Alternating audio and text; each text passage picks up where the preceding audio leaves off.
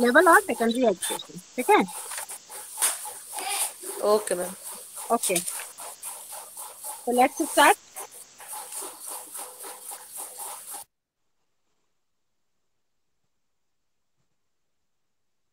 I have discussed in my previous class the basics, जो भी basic term थे इस एनपीई 96 के, वो मैंने डिस्कस कर लिया है। आज हम लोग थोड़ा डिटेल में उसको देखेंगे। Education has continued to evolve, diversify, and extend its reach and coverage since the dawn of human history. And every country develops its system of education to express and promote its unique socio-cultural identity and also to meet the challenges of the times. We all know education is very essential because it develops manpower for different levels of the economy, and it also helps in the overall development of a person in material and spiritual mode. That's why every country, सभी देश अपनी जरूरतों के हिसाब से, अपने diversity को देखते हुए, ठीक है, अपने सांस्कृतिक पहचान है उनको बरकरार रखते हुए, उनकी जरूरत के हिसाब से और जो समय की मांग है उसके हिसाब से अपना जो एजुकेशन सिस्टम है वो डेवलप करते हैं। क्योंकि जब से मानव सभ्यता का जन्म हुआ है तब से ही शिक्षा निरंतर बढ़ रही है, क्योंकि शिक्षा के बिना कुछ भी नहीं है। शिक्षा के द्वारा ही हम के व्यक्तित्व का सर्वांगीण विकास संभव है, और कोई भी देश शिक्षा के बिना तरक्की नहीं कर सकता है। With this aim in view, the Government of India announced in January 1985 that a new education policy would be formulated for the country's unique socio-cultural identity and also to meet the challenges of the times. It means कि 1985 में government ने, पहले हमारा इसके पहले का education policy कब आया था? 1968 में। तो ये अनाउंस हुआ 85 में, जो कि प्रपोज हुआ 1986 में। तो जो हमारे कंट्री में हम सभी जानते हैं कि हमारे यहाँ बहुत डाइवर्सिटी है, डिफरेंट कल्चर, डिफरेंट लैंग्वेज और डिफरेंट रिलीजन के लोग रहते हैं। तो हमारा जो नीड है वो बहुत वास्ट है। तो अगर आपका जो कल्चर है, आपकी जो संस्कृति है वो बहुत विविधताओं से भरा है, तो हमारी शिक्षा प्रणाली, शिक्षा पद्धति उसके अनुरूप होना चाहिए, तभी हम, तो हमारा उद्देश्य है उसकी पूर्ति संभव है। इसलिए भारत सरकार ने घोषणा की कि हमारे नई शिक्षा नीति का निर्माण किया जाए, ताकि जो सभी वर्ग के लोग समान रूप से लाभान्वित हो सकें योजनाओं से और देश प्रगति कर सके। Because in the Indian way of thinking, a human being is a positive asset and a precious national resource which needs to be cherished, nurtured, and developed with tenderness and care, coupled with dynamism. मतलब हम भारतीय सोच में क्या करते हैं, हम बहुत जो मानव हैं, हम इनको बहुत एक वस्तु ना समझ के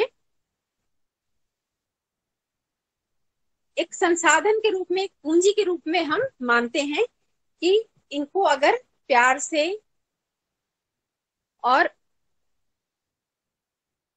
बहुत ही मतलब सावधानी पूर्वक अगर इनकी देखभाल की जाए, जितनी भी क्वालिटी है वो हम इंट्रोड्यूस करें पर्सन में, सारा development at the material level हो या स्पिरिचुअल, हम सभी देखिए, हम जो जनरल एजुकेशन के साथ मोरल एजुकेशन पे भी फोकस करते हैं कि हम ओवरऑल डेवलपमेंट करें एज ए पर्सन का, उसको हम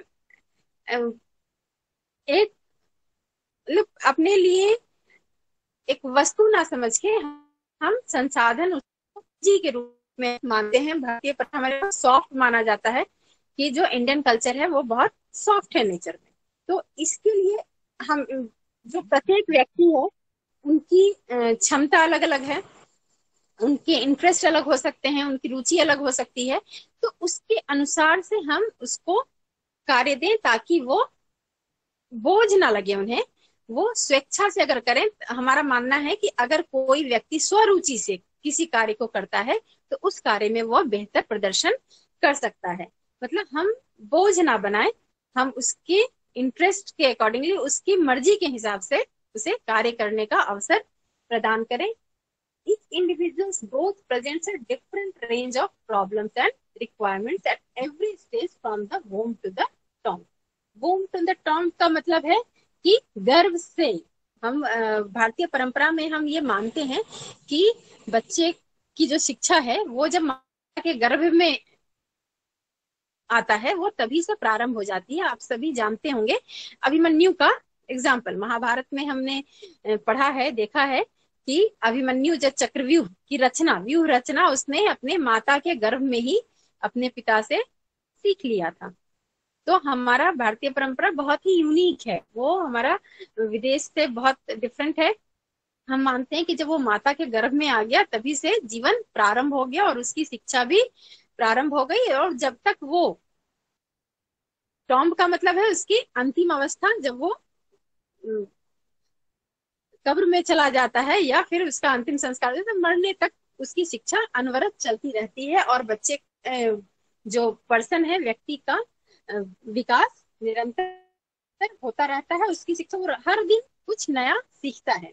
the catalytic action of education and dynamic process needs to be planned meticulously and executed with greater sensitivity. इसलिए क्या आवश्यक है कि इसको बहुत ही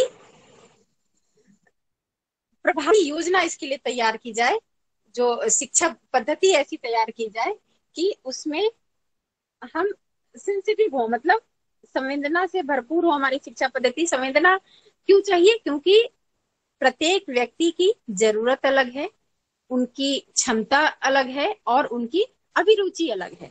तो हम व्यक्ति के अनुसार ही उसे अवसर प्रदान करें, ये संवेदना होना चाहिए।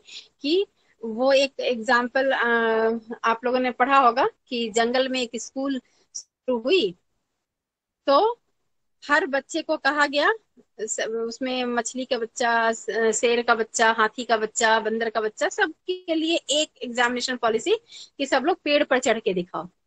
तो सिर्फ कौन जीता? बंदर का बच्चा। ऐसे बहुत सारे टेस्ट हुए तो मछली बेचारी तो पानी के बाहर रह ही नहीं सकती, तो अधिकतर टेस्ट में फेल हो गई। तो हमें ऐसा नहीं करना है। हमें अगर हम एक ही एजुकेशन सिस्टम रखेंगे एक जैसा, तो क्योंकि हर व्यक्ति की कैपेसिटी अलग है, उसका इंटरेस्ट अलग है। अब हाथी बलवान हो सकता है लेकिन वो पेड़ पर नहीं चढ़ सकता है, बंदर पेड़ पर चढ़ सकता है, वो हाथी के जैसा ताकतवर नहीं है।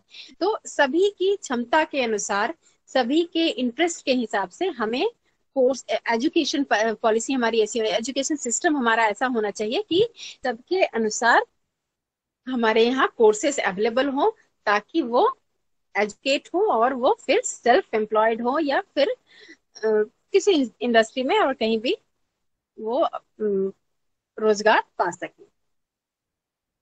The introduction of systematic, well-planned and rigorously implemented program of education, vocational education is crucial in the proposed educational reorganization. तो अगर इस तरह की हमें शिक्षा व्यवस्था चाहिए तो हमारा वोकेशनल एजुकेशन बहुत ही इंपॉर्टेंट हो जाता है, व्यवसायिक शिक्षा। क्यों? क्योंकि आप इससे सिस्टमैटिकली प्लान करते हैं एवरी पर्सन के नीड एंड इंटरेस्ट के अकॉर्डिंगली। किसी को हायर एजुकेशन में जाना है, किसी को है कि नहीं जो हमारा सेकेंडरी एजुकेशन लेवल है, जो हम लिटरेट हो जाए, फिर हम एक वोकेशनल एजुकेशन लेके और हम एम्प्लॉयड हो जाए। मुझे बहुत इंटरेस्ट नहीं है कि लंबी पढ़ाई पढ़ने में, तो इसलिए वोकेशनल एजुकेशन बहुत ही इंपॉर्टेंट हो जाता है। ये वास्ट ग्रुप ऑफ पर्सन्स को कवर करता है अपने अंदर, कि वो सभी को शिक्षित करके रोजगार उनको सेल्फ रिलायंट बना सके, आत्मनिर्भर बनाने में यह सक्षम है, जो हमारा व्यावसायिक शिक्षा का कार्यक्रम है। अगर हम ऐसी शिक्षा पद्धति चाहते हैं जिसमें सभी लोग शामिल हो, सभी लोग अपने आप को जुड़ा हुआ महसूस करें, तो हमें व्यावसायिक शिक्षा पर बल देना पड़ेगा। ठीक है, अब हमारा उद्देश्य क्या था इस नेशनल पॉलिसी ऑफ एजुकेशन में, वोकेशनल एजुकेशन पर जो हमारी सिफारिशें की गई, इसके पीछे हमारा क्या उद्देश्य था वो हम डिस्कस करेंगे। These elements are meant to develop a healthy attitude amongst students towards work and life.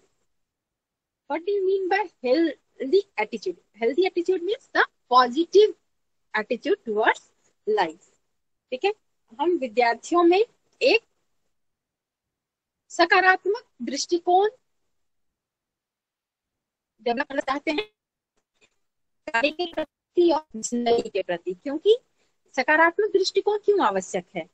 अगर विद्यार्थी पढ़ने में, हम सबने डिस्कस, पहले मैं बता चुकी हूँ कि सभी लोग बराबर नहीं है। सभी व्यक्ति, कोई व्यक्ति खेलकूद में अच्छा हो सकता है, पढ़ाई में अच्छा नहीं हो सकता है, कोई कला में अच्छा हो सकता है, कोई संगीत में अच्छा हो सकता है।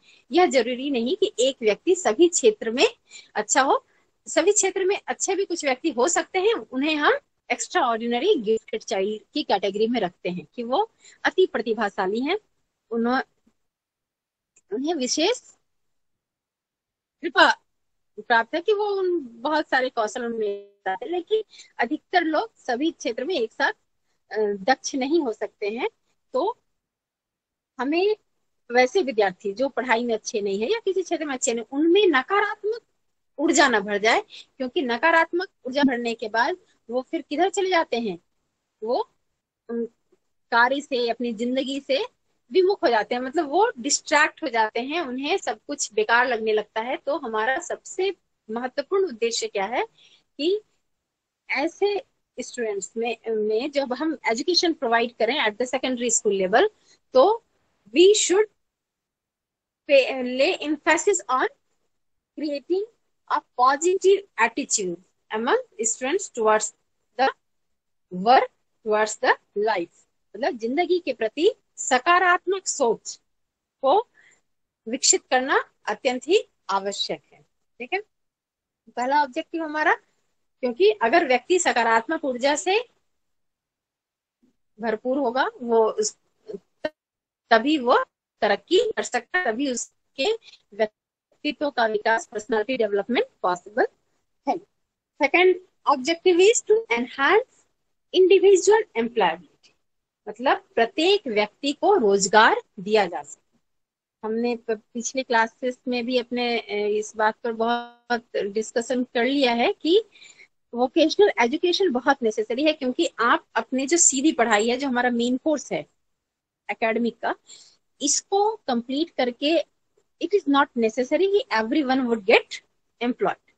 सभी को रोजगार मिलने की कोई गारंटी नहीं है, क्योंकि हर जगह हमारा लिमिटेशन का जो रेशियो है डिमांड एंड सप्लाई, तो वो बैलेंस्ड होना चाहिए। तो इसके लिए हमें क्या करना होगा? हमें अपना दायरा बढ़ाना होगा, मेरे फील्ड बढ़ाना होगा। तो सब लोग सिर्फ पढ़ के वो डॉक्टर, इंजीनियर, आईएएस ही बने, ये संभव नहीं है। और भी बहुत सारे कोर्सेज हैं जिनको करके लोग रोजगार पा सकते हैं और उस क्षेत्र में तरक्की कर सकते हैं। तो हमारा दूसरा एम इसका हुआ कि हर व्यक्ति को रोजगार देना। अगर आप किसी वोकेशनल ट्रेनिंग को करते हैं जो, तो आपके अंदर एक स्पेशल क्वालिटी आ जाती है, डेवलप हो जाती है कि आप उसमें या तो जॉब कर ले, उस अपने जो स्किल आपने सीखा उस स्किल को यूटिलाइज करके, या तो आप जॉब करें या उस स्किल को यूटिलाइज करके अपना सेल्फ स्टार्टअप शुरू कर सकते हैं, मतलब कि अपना बिजनेस स्टार्ट कर सकते हैं। तो इंडिविजुअल एम्प्लॉयबिलिटी की गारंटी हो जाती है वोकेशनल कोर्सेज से। Next is to reduce the mismatch between the demand and supply of skilled manpower. जो मैंने अभी बताया कि अगर सभी स्टूडेंट एक ही तरह के कोर्स करेंगे तो क्या होगा। सबने अपने स्कूल टाइम में पढ़ा होगा इकोनॉमिक्स में कि अगर किसी गांव में सारे व्यक्ति मजदूरी ही करने लग जाएं तो क्या होगा, मजदूरों की संख्या बढ़ जाएगी लेकिन जमीन तो लिमिटेड है। तो अगर मजदूर की संख्या बढ़ गई मतलब सप्लाई बढ़ गया और डिमांड तो हमारा क्या एक है, उसको हम बढ़ा नहीं सकते हैं, तो उनका वेजेस कम हो जाता है, उनकी जो मजदूरी है उसमें कमी आ जाती है क्योंकि काम ही नहीं होगा तो मजदूर फिर कम मजदूरी पे काम करने को तैयार हो जाते हैं। And this is not the good sign for the economics. तो वैसे ही किसी भी फील्ड में डिमांड सप्लाई गैप जो है, डिमांड सप्लाई और जितना डिमांड है उसी के अकॉर्डिंगली स्किल्ड मैन पावर का सप्लाई होना चाहिए। अगर एक ही टाइप का कोर्स करेंगे तो वैसे एक ही फील्ड में स्किल्ड मैन पावर क्या हो जाएगा, इंक्रीज हो जाएगा और फिर हम सबको एम्प्लॉयमेंट नहीं दे सकते हैं क्योंकि demand is always limited according to the resources. हमारे पास जितना संसाधन है हम उतने ही मैन पावर का यूटिलाइज कर सकते हैं अपने फील्ड में। तो इसीलिए अगर डाइवर्सिफाइड फील्ड होगा, अगर वोकेशनल एजुकेशन का जो एरिया है वो बहुत बड़ा होगा तो स्टूडेंट मतलब जो स्टूडेंट्स हैं वो डिफरेंट फील्ड में स्किल्ड होंगे और एवरी फील्ड में जो डिमांड एंड सप्लाई चेन है वो बैलेंस्ड होगा। ठीक है, next is provide an alternative to those intending to pursue higher education without particular interest or most important। बहुत स्टूडेंट का कोई इंटरेस्ट नहीं है कि मैं किसी पर्टिकुलर सब्जेक्ट में ऑनर्स करूं, पीजी करूं, पीएचडी करूं, कोई इंटरेस्ट नहीं है। उसका इंटरेस्ट है कि मैं तो आर्टिस्ट बनना चाहता हूँ। आप अगर वो आर्टिस्ट बनना चाहता है, पेंटर बनना चाहता है, आप उसे हिस्ट्री में और ज्योग्राफी में ग्रेजुएशन पीजी करा के उसको क्या करेंगे, वो कर भी ले, शायद उसकी क्षमता है लेकिन उसकी रुचि नहीं है, उसकी कैपेसिटी है लेकिन उसका इंटरेस्ट नहीं है उस पर्टिकुलर कोर्स में। तो ऐसे स्टूडेंट को ये वोकेशनल एजुकेशन बहुत अच्छा प्लेटफॉर्म प्रोवाइड करता है कि वोकेशनल एजुकेशन आप सेकेंडरी स्कूल एजुकेशन के थ्रू ही के वक्त से ही शुरू कर देते हैं तो उसको अपना इंटरेस्ट पता चलता है और फिर वो उसी फील्ड में आगे वो बढ़ सकता है। अगर वो हायर एजुकेशन परस्यू करना चाहे तो अपने इंटरेस्ट के फील्ड में, ना कि जनरल एकेडमिक। ठीक है, efforts will be made to provide children at the higher secondary level with generic vocational courses which cut across several occupational fields and which are not occupation specific। और ये बहुत important महत्वपूर्ण बात क्या है कि स्कूल लेवल पर हम किसी एक व्यवसाय से संबंधित स्किल नहीं प्रोवाइड करके ऐसा ऐसा स्किल दें जो वो सारे ऑक्यूपेशन में काम आ सके। ठीक है, तो ऐसा ऑक्यूपेशन, क्योंकि एक पर्टिकुलर अगर ऑक्यूपेशन में स्कूल लेवल से ही हम स्टार्ट कर दें, हो सकता है उसका इंटरेस्ट किसी दूसरे फील्ड में हो क्योंकि 8+ स्टूडेंट छोटे ही होते हैं। तो हम पहले पिछले क्लास में मैं बता चुकी हूँ कि एनपी में कहा गया कि ये 10+ के बाद ही, लेकिन क्योंकि इंटरेस्ट डेवलप करने के लिए हम क्लास 8 के बाद भी वोकेशनल एजुकेशन स्टार्ट कर सकते हैं। तो क्लास 8 के बाद जो स्कूल एजुकेशन के साथ वोकेशनल कोर्सेज दिया जाए उसमें कहा कि हमारा इम्फेसिस होना चाहिए, हमारा जोर किस बात पे होना चाहिए कि किसी एक ऑक्यूपेशन, किसी एक व्यवसाय से संबंधित कौशल ना, स्किल ना प्रोवाइड करके हम ऐसे ऐसे कौशल दें जो कि बहुत सारे फील्ड में काम आ सके। ठीक है, आप लोगों ने मिशन मंगल फिल्म देखा होगा, एक स्पेस एक वो जो हेलो मैम। हाँ बोलिए। मैम सॉरी, एक्चुअली मैम अभी 12:15 से मेरे बेटे का एग्जाम है, तो क्या हम लीव कर सकते हैं मैम? मैंने तो पहले क्लियर किया है, जिसको भी प्रॉब्लम है without asking leave the class. Okay, okay ma'am, thank you ma'am. तो मैं बता रही थी कि जो उस फिल्म में क्या है कि आप लिए एक जो मंगलयान बना उसके लिए कितने सारे फील्ड के लोगों की जरूरत पड़ी। आपका एक इंटीरियर डिजाइनर भी उसमें थी जो कि कम जगह में ज्यादा सामान फिट करने की उसकी कैपेसिटी हो। तो मैं बहुत डिटेल में नहीं जाऊंगी। मेरा कहने का मतलब है कि एक इंटीरियर डिजाइनर वो घर की डिजाइनिंग भी कर सकता है, ऑफिस भी कर सकता है, और आप किसी, जैसे अगर स्पेस प्रोग्राम में जहाँ से स्पेस साइंटिस्ट हैं, वहां भी उसकी रिक्वायरमेंट है कि आप एक स्पेस क्राफ्ट के बीच में आप कम जगह में आप ज्यादा सामान को कैसे फिट कर सकते हैं। तो कोर्सेस ऐसा होना चाहिए जो कि ऑक्यूपे सिंगल ऑक्यूपेशन स्पेसिफिक ना होके वो सेवरल ऑक्यूपेशनल फील्ड में यूटिलाइज होना चाहिए। Now what are the recommendations? I have listed here the important points. Vocational education will be a distinct stream intended to prepare students for identified occupations spanning several areas of activity. Vocational education एक distinct stream हो, लेकिन ये किस level पे है? मैंने बताया है पहले, आफ्टर 10+। तो एट द +2 लेवल में ये डिस्टिंक्ट स्ट्रीम के रूप में स्टार्ट किया जाए। ये एमपीई का रिकमेंडेशन था, इसकी सिफारिश थी कि जो उन्होंने आइडेंटिफाई कर लिया ऑक्यूपेशन आफ्टर क्लास 8 कि मेरा किसमें इंटरेस्ट है, फिर उस पर्टिकुलर स्ट्रीम में वो जाके एजुकेशन ले सकते हैं। मतलब हमारा क्लास 10th के बाद हमने सेग्रीगेट कर दिया, एक स्पेशल स्ट्रीम बना दिया वोकेशनल एजुकेशन का। Vocational programmes, however, programs for 8+ students will be introduced on experimental basis on a limited scale in different states by state departments of vocational education। ये इसमें एमपीई में कहा गया। हमने कोठारी कमीशन में देखा था कि उन्होंने क्लास 8 के बाद ही वोकेशनल एजुकेशन देने की बात की थी, लेकिन एनपीई में है कि हम क्लास 10th के बाद देंगे, लेकिन क्लास 8 के बाद भी दिया जा सकता है। उसके लिए उन्होंने रिकमेंड किया कि एक्सपेरिमेंटल बेसिस में स्टार्ट करेंगे, जो कि डिफरेंट स्टेट में जो वोकेशनल एजुकेशन डिपार्टमेंट है उसके थ्रू ये स्टार्ट किया जाएगा कि हम क्लास 8 के बाद along with the mainstream education we will give the vocational education, that is जिसका नाम अभी हम को करिकुलर एक्टिविटीज में भी रखते हैं। ठीक है। Programmes at 10+ level will be formulated by NCERT and SIVE क्या है? State institute for vocational education in the light of guidelines laid down by NCERT।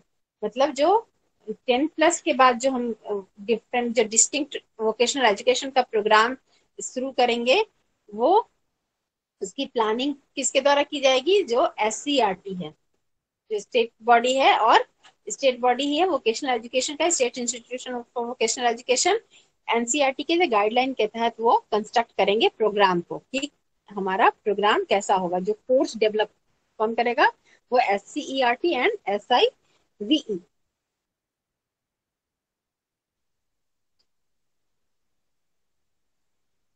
Next is to provide more opportunities to students for 10+ vocational courses in engineering and technology.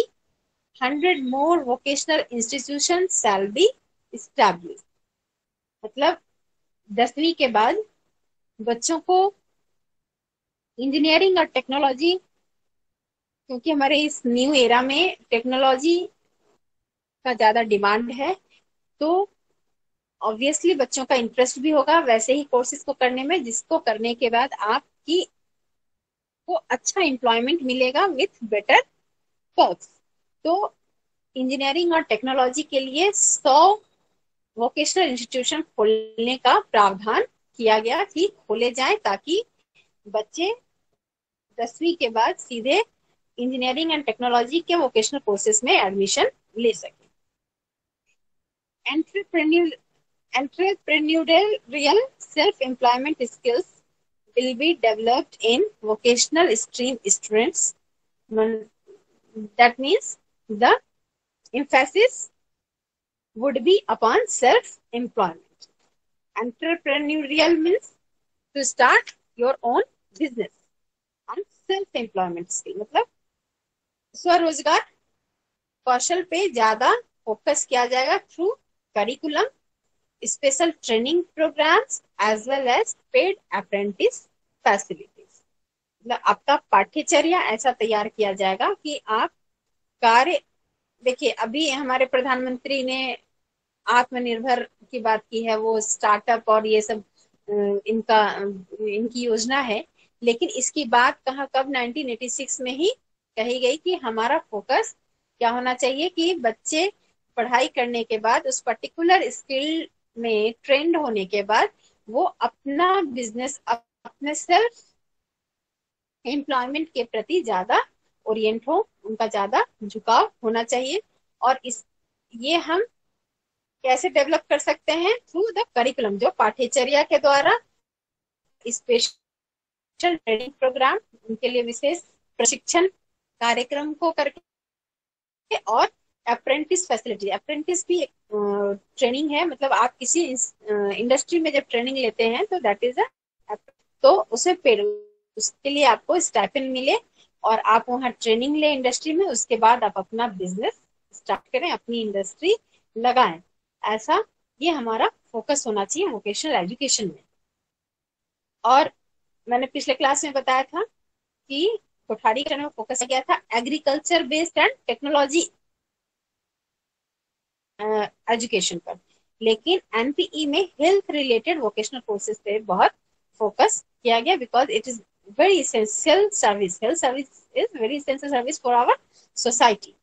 That's why the next recommendation is health related vocational courses will be introduced for effective health planning and health service management। मतलब स्वास्थ्य के क्षेत्र से जुड़े हुए जितने भी course हैं वो जो व्यावसायिक शिक्षा हम दे सकते हैं, जिसमें बहुत सारा मैंने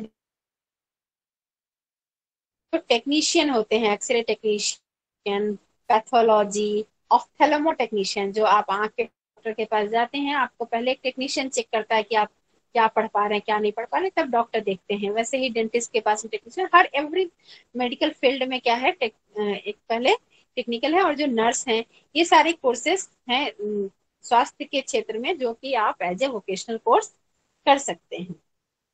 और इनको शुरू करने की बात कही गई ताकि हमारा जो स्वास्थ्य सेवा है जो वो बेहतर हो सके। उस फील्ड में हमें स्किल्ड मैन पावर की जो डिमांड है वो सप्लाई हो सके और वो डेवलप हो सके। And the other vocational courses will also be floated basing upon agriculture। Agriculture में मैंने बताया था प्री हार्वेस्टिंग कोर्स, एग्रीकल्चर का course, post harvesting food processing company, जब उसके मतलब जो क्रॉप तैयार हो गई, जो फसल तैयार हो गई है, जो सब्जी है या जो अनाज है, उसके बाद हम उसका डिफरेंट इंडस्ट्री में कैसे कैसे, जो जैम, जेली, अचार, ये सारे बहुत सारे कोर्सेस हैं जो एग्रीकल्चर बेस्ड वोकेशनल कोर्सेस हैं। मार्केटिंग के फील्ड में और सोशल सर्विसेज, हम सभी जानते हैं आजकल बहुत डिमांड है सोशल वर्कर का, तो सोशल सर्विसेज में भी बहुत सारे वोकेशनल कोर्सेस अवेलेबल हैं, जिसको करने के बाद लोग सोशल वर्कर बनते हैं, जो इन्वायरमेंट पे बेस्ड है। बहुत सारे कोर्सेज अवेलेबल हैं। If efforts will also be made for establishment of vocational institution with a provision for giving justice to the deprived section, women, handicapped and rural students। मतलब मैंने कोठारी कमीशन के वक्त बताया था कि उसमें उन्होंने कमेंट किया था कि there should not be any discrimination in enrolment on the basis of caste, gender, religion, etc. But priority should be given to the women and the deprived section of the society. But in the NPE 1986, recommendations are made for establishment of vocational education for giving justice to the deprived section। मतलब special इनके लिए अलग से institute, मैंने देखा बहुत women polytechnic institute भी खोले गए हैं, बहुत सारे ऐसे इंस्टीट्यूट है जहाँ सिर्फ महिलाओं का एडमिशन होता है, बहुत सारे माइनॉरिटी इंस्टीट्यूशन भी हैं, और ऐसे ही सभी वर्ग को समान रूप से न्याय मिल सके, इसके लिए और संस्थान खोलने की बात इसमें कही गई है कि सिर्फ जो वंचित वर्ग हैं इनके लिए डेडिकेटेड इंस्टीट्यूशन को खोला जाए, ताकि यह भी मुख्य धारा में, जो समाज की मुख्य धारा में है, वो आ सके। Care shall be made for professional growth, career improvement, and lateral entry into courses of general, technical, and professional education through appropriate these courses. मतलब लास्ट क्लास में मैंने बताया था कि अब किसी ने वोकेशनल ट्रेनिंग की, डिप्लोमा की डिग्री ली, लेकिन अगर वो उसमें हायर स्टडी परस्यू करना चाहता है, अपना प्रोफेशनल ग्रोथ करना चाहता है, या कभी मेन स्ट्रीम में आना चाहता है, तो उसकी लैटरल एंट्री, मतलब एक मेन एंट्री तो एक स्ट्रेट लाइन है जिसको उसने अलग कर लिया, अब वो पॉसिबल नहीं है कि फिर से आप इंजीनियरिंग का एंट्रेंस दो और फिर एडमिशन लो, तो फिर उसका बहुत साल बर्बाद हो जाएगा।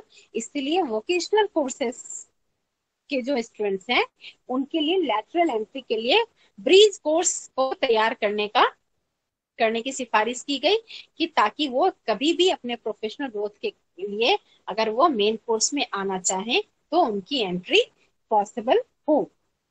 इसके लिए मैंने डिफरेंट फील्ड में बहुत सारे कोर्सेस होंगे, इंजीनियरिंग में भी है कि जिसको करने के बाद आप इक्विवेलेंट हो जाते हैं बीटेक के, और फिर आगे परस्यू अपना हायर एजुकेशन कर सकते हैं, प्रोफेशनल ग्रोथ कर सकते हैं। ये सब मैं पिछले क्लास में डिस्कस कर चुकी हूँ, इसलिए बहुत डिटेल में आज नहीं जाते हैं। Non formal, flexible, and need based vocational programs will also be made available to neo-literates, youths who have completed primary education, school dropouts, and persons engaged in work and unemployed और partially employed persons. मतलब हमारा vocational education कैसा होना चाहिए? It should not be like the formal education जो हमारा भी है, कि आप 10वीं करेंगे तभी 12वीं करेंगे तभी आप ग्रेजुएशन में जाएंगे। ये हमारा क्या है? एक फॉर्मल एजुकेशन सिस्टम है। तो हमारा वोकेशनल एजुकेशन इसमें कहा गया कि ऐसा नहीं होना चाहिए, फ्लेक्सिबल होना चाहिए बहुत, कि इसमें कोई भी आकर एंट्री ले सकता है इस इन कोर्सेस में। जो नियो लिटरेट्स, मतलब जो सिर्फ नए नए अभी साक्षर हुए हैं, उनके लिए भी कुछ ऐसे कोर्सेस होने चाहिए जिनको सिर्फ लिखना पढ़ना आता है, उनके पास कोई डिग्री नहीं है, वो भी इस कोर्स में, जैसे जो मान लीजिए कोई कारपेंटर है, ठीक है, वो उसका फैमिली बिजनेस है, उसने अपने फैमिली में सीखा, लेकिन अगर उसमें वो प्रोफेशनल बनना चाहता है, थोड़ा और स्किल्ड होना चाहता है, तो इसके लिए उसके पास जरूरी नहीं हो कि पर्टिकुलर डिग्री होनी चाहिए, वो उस कोर्स में एडमिशन ले सके। इतना फ्लेक्सिबल हमें अपने वोकेशनल एजुकेशन को बनाना होगा।